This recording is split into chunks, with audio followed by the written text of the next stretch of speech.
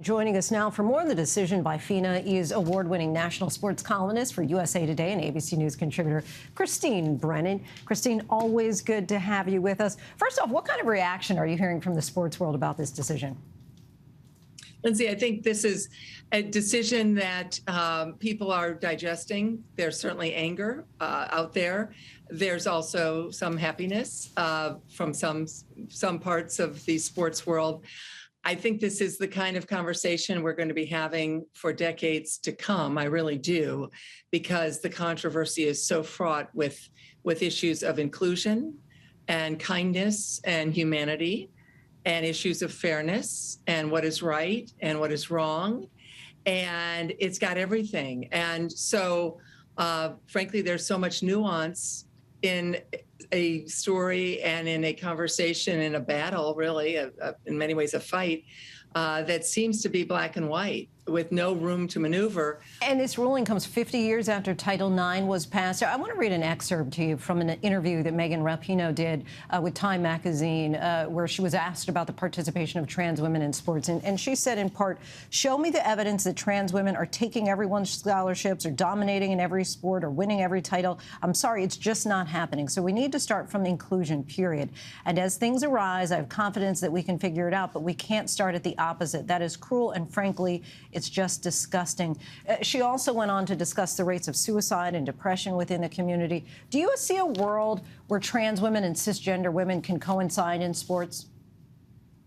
I do. I hope that we see that world. Right now, of course, U.S. or the International Swimming, FINA, is talking about an open category, which immediately critics have said, well, that's just otherizing the situation. That's just you go over here and you get your little medal, and that's fine.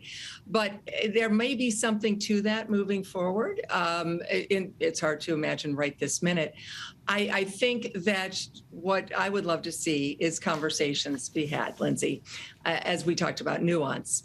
There are good people who are not transphobic at all, who also are concerned about those who've gone through male puberty competing in women's sports. I think that's a valid conversation to have. But right now, we're not having that conversation. Right now, everyone's screaming at each other. I think a number of people talk about this on the high school level. That is this fair? That people are saying, hey, you know, my daughter is going to lose her scholarship because of someone who potentially has more testosterone in their system. So do you feel that we should have a different separation of church and state, basically, between, let's say, high school criteria versus college and professional?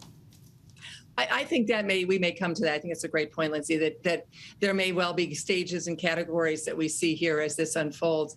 The problem is that there's so much hate at the state level with all of these laws that are coming up that you can't have a normal conversation without it turning to that hateful, spiteful, very terrible situation that's happening in politics on the right, where, of course, it is harming young people. And we know about the mental health issues. We know what Leah Thomas went through, and our heart breaks that she had to go through so much. There's joy that she was able to compete. The question is, obviously, the fairness issue. Inclusion is part of this. Fairness is the other part. And on the flip side, do you think that the sports world is more open to the idea of trans men competing against cisgender men in sports? I do. And that goes to the fact of male puberty. And when you've had, in this case, those transgender men have gone through female puberty, we know from and most men and women in track and field and swimming, that, of course, your elite male athlete will be generally faster and taller and stronger than your elite female athlete. That's not anything against women athletes. That's why we have women's sports and have it as its own category, so to speak. So I think, that's moving forward.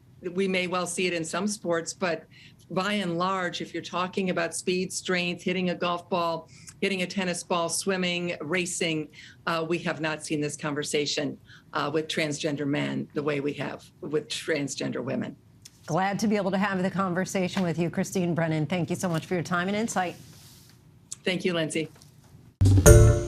Hi, everyone. George Stephanopoulos here. Thanks for checking out the ABC News YouTube channel. If you'd like to get more videos, show highlights, and watch live event coverage, click on the right over here to subscribe to our channel. And don't forget to download the ABC News app for breaking news alerts. Thanks for watching.